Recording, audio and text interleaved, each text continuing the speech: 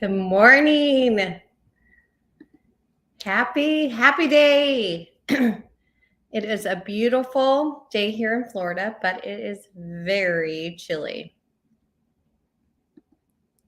Okay, I think we are live. Yay! I think we're live. All right. So Jen Hoyle here, the Organic Wonder Woman. Um, I've been doing my 30 days live on depression, and today I want to talk more about the differences between sadness and depression. I've been told a lot as a person that has suffered from depression for 30 years since the birth of my first son. Um, I've been told, I can't even tell you how many times I've been told it's just sadness. You can just change it. You can become happy. It's not, a lot of people, the misconception is they don't see it as depression. They just see it as sadness. And depression is a disease that that affects 280 million of us in the world. So you're not alone. You're loved and you're wanted. I want you to know that. So let's dig in a little bit today. I'm super excited about being here with you all every day. And, that misconception that depression is just sadness. The misconception is many people equate depression with normal feelings of sadness or happiness, like I said. When someone's depressed, a lot of the time people think they should just snap out of it, cheer up, be happy. But the reality is depression is it's a health disorder. It is a disease, okay? And it is characterized by persistent feelings of sadness, hopelessness. You feel like you're in that darkness, right? You lose pleasure in all your activities. You might be sleeping more. So it's definitely different than just being sad, just feeling like, oh, I'm just sad. It is that hopeless feeling. If you've ever had that hopeless feeling and you know what I'm talking about, please let me know. And so, number two, and I've heard this too, especially with my ex, depression is a weakness. Okay. Misconception there. Some people believe that when you're depressed, you're weak. Okay.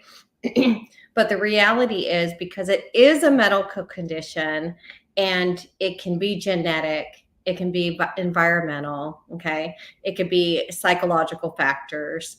It can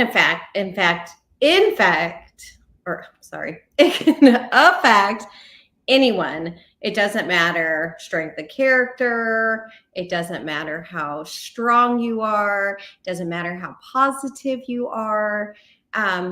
It strikes. Depression just happens, okay? And I want you to know too that if you are somebody that suffers depression, seeking help and treatment and talking to people, that is a sign of strength. That is a sign of courage. So keep that up. Awesome. And I was just saying this, right? This is leading into my next one. Depression can be easily overcome with positive thinking. I'm a pretty positive person, good vibes for the most part. But when I'm not positive, that's how I usually know my depression is sinking in. So you can talk to my husband; he'll tell you that's how he always knows, because my positivity isn't there.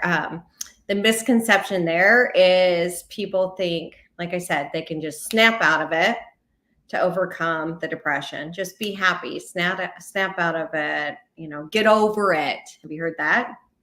Okay. That's not the case. Okay. Depression's not a matter of negative thinking. It's not just that you're like, oh, I'm down on my luck today, or I didn't get that raise at work. It's not just a matter of negative thinking. It's an illness, and it requires, in some cases, medicine, therapies, counseling, lifestyle changes, healthier eating, and seeking that professional help. Okay. And then I have two more. So there's five. Major life events can trigger depression. Some people think that you only get depression with major life events, a loss of a loved one, a loss of, a pet, a loss of your job, you're having financial problems. But not only major life events trigger depression, the reality is that they can be triggers for depression, but the condition, you can get depressed for no reason at all. Okay. there's several various types of depression, major depressive disorder, there's SAD, there's all kinds of different depression disorders, and those can be caused by an external trigger.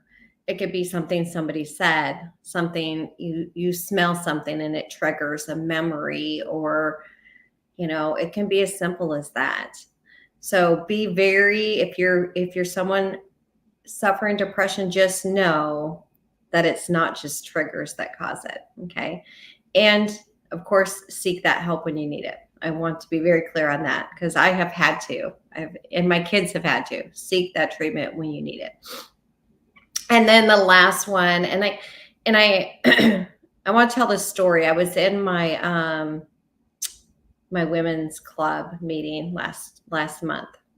That's one of the things that helps my depression, is just going out there and being around positive people, doing for others, talking to others about depression to help them. And I met this beautiful woman, and she came up to me after the luncheon, and she said that she had some family members, and she was older than me, and all her life she has suffered from depression, and she has some family members that don't see it as an illness. They just see it as,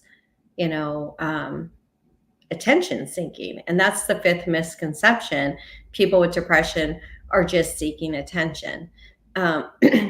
Especially sometimes people that don't have depression, because they don't know a lot about it and they think it's just unhappiness, they'll think it's attention seeking. Okay.